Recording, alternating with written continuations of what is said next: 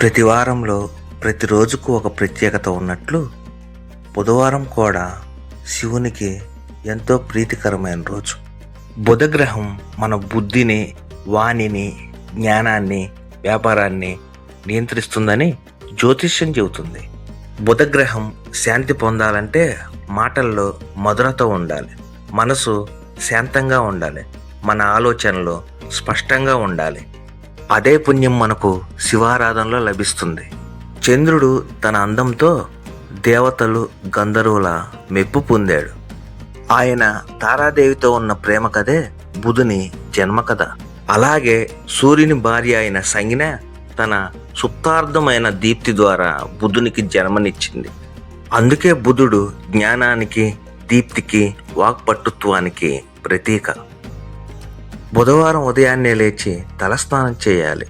ఇంట్లో లేదా ఆలయంలో శివలింగానికి గంగాజలంతో అభిషేకం చేయాలి. ఈరోజు ఆకుపచ్చని బట్టలు ధరించటం శుభం.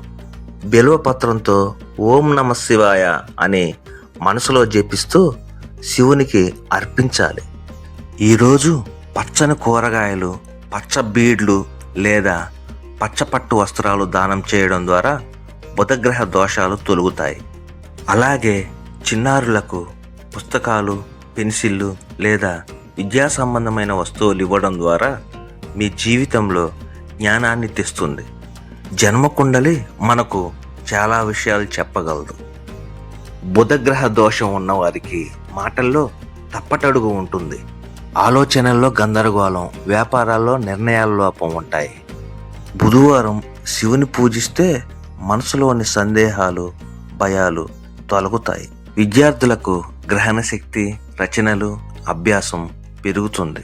ఈ బుధవారం శివుని శరణు కోరుదాం. ఓం నమః శివాయ.